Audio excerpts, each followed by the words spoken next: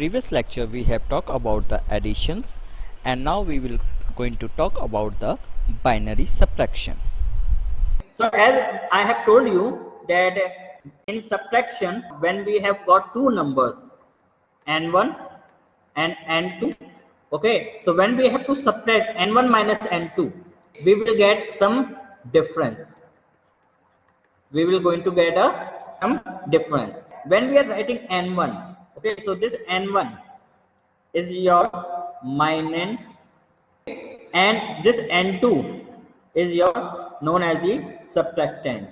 So you have to understand this terminology. Okay, so the n1 is known as the minand and the n2 is known as the subtractant.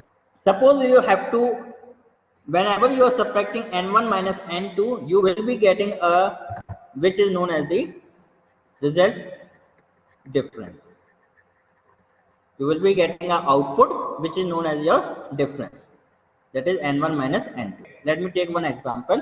Let's say I have got 1 0 1 1 0 1. This is my minand, and let's say my subtractant is 1 0 0 1 1 1.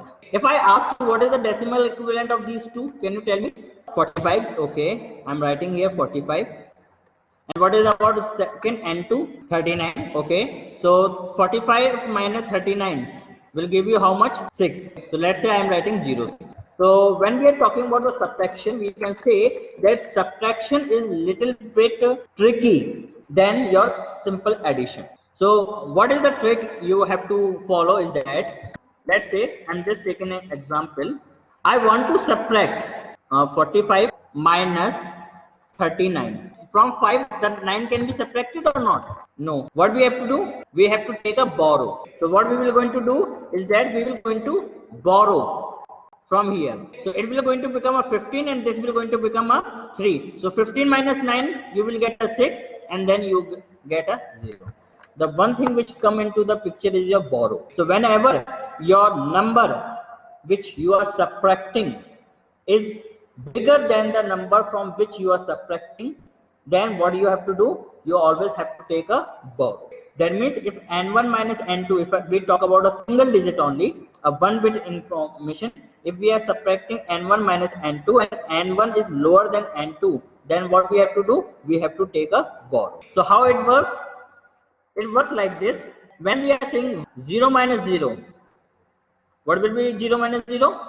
Okay, you can also write in a decimal format also. You can also write it in a decimal format. This is my, let's say, n1, this is my n2, 0 1 0 1 and 0 0 1 1. Okay, and let me write the first decimal equivalent of this. So what is the decimal equivalent of 0? 0. What is the decimal equivalent of n2? This is 0, this is also 0. So n1 minus n2, I am writing in the form of a decimal equivalent. So 0 minus 0 will be equal to 0. Now what is the decimal equivalent of 0? 0 minus 1. Okay, so can you subtract 0 minus 1? Right now I am writing 0 minus 1 as a minus 1. And now what we have seen till now in the binary, that we don't have a minus 1. 1 minus 0 I can write as a 1, and 1 minus 1 I can write as a 0. Is it clear? But this, we can see that this minus 1, we cannot hold this minus 1 in our binary number. But you will see that when the course will going to progress, you will going to find that this 0 minus 1, this minus 1 is also present. Okay, so right now we can say that we have only digit 0 and 1. Okay, we cannot write it in a minus 1. So what we have to do? Whenever we are having a 0 minus 1, so what we can do? We are getting a negative number. So to avoid this negative number, what we can do? We can borrow it. We can do a borrow. So what is going to come? That when we will going to borrow the number, when we will going to borrow a number, let's say this is I am borrowing. So whenever I am borrowing something, so it will going to become 1 0. I have borrowed a number and it will going to place at the MSB position, that is a side of 0. Is it clear? When I will going to borrow a number, this will going to come into this way. What is the decimal equivalent of 1 0? 2. The decimal equivalent of 10 is 2. That is 2 minus 1. How much I should get? I will get a 1. 10 is your 2 and 2 minus 1 is 1. So we will get a 1. So whenever we are doing the operation on the subtraction, that whenever we are borrowing, whenever we borrow, what we do? We borrow 2. Whenever we borrow, we always borrow 2. We don't borrow 10. Okay, so 10 we are not writing 10, we are writing the equivalent of 10. So 10 will always act as a 2. So whenever we are borrowing a number, the digit will become 2.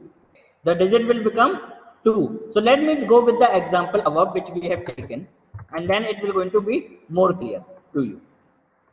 So what is 1 minus 1? Can you tell me what is 1 minus 1? This is 0.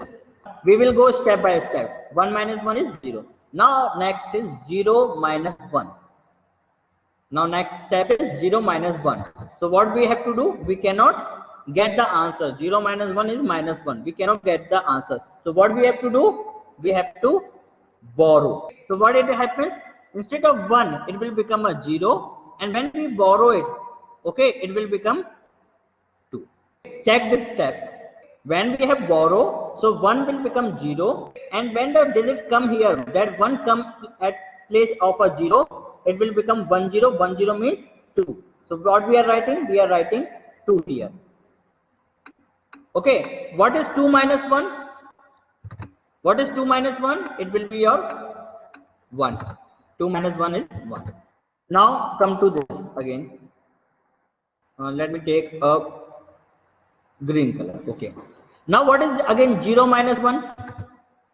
Again at the third digit we have got 0 minus 1. Again what we have to do? We have to again borrow. So what it happens? It will become 0, and here it becomes 1 comes, so it will become 2. So what is again 2 minus 1? 1. Okay. Now again, what is 0 minus 0? It is simple 0. What is 0 minus 0? It is 0. What is 1 minus 1? It is 0. So I am getting the answer or not? 1 1 0. What concept you have to do? Whenever you are taking a borrow, you are taking a borrow of a 2, and you have to subtract the number from it. So let's take one more example. So what we have done, 45 minus 39. So let's say take another number. Let's say I am writing 40 and minus, let's say, 10. So what will be my answer? My answer should be 30. So can we write a, what is the decimal equivalent of 40? 10100. Okay. So I am writing 10100. So you can just check it like this. We have got a 8421. This is 16 and this is 32. We are getting 32 plus 8. This will give you 40. And what is 10? How can we write 10? 10 we write 001001. Okay, fine. So we are writing it like 8421. Now do the subtraction of this. How can we write 30? Yes, how we will going to get a 30? 01110. Okay, 0 16 plus 4 20. So you just check whether you are getting this answer or not. We can do it like this. 0 minus 0 0. 0 minus 1. Since this is already 0, we cannot take a 0 from here. So what will happen? We will take a borrow from here. So it will become 0. It will become 2. Okay.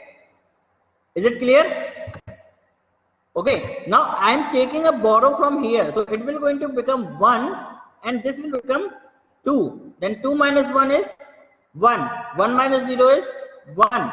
Again, I cannot take 0. 0 minus 1 I cannot do. So what I can do? I cannot take it from here. I will make it 0. Okay. So it will become 2. Okay. So I will take it borrow from here. It will become 1 and this will become 2. So 2 minus 1 is 1 1 0. Okay. So I hope you have understood the concept of this. So thank you everyone.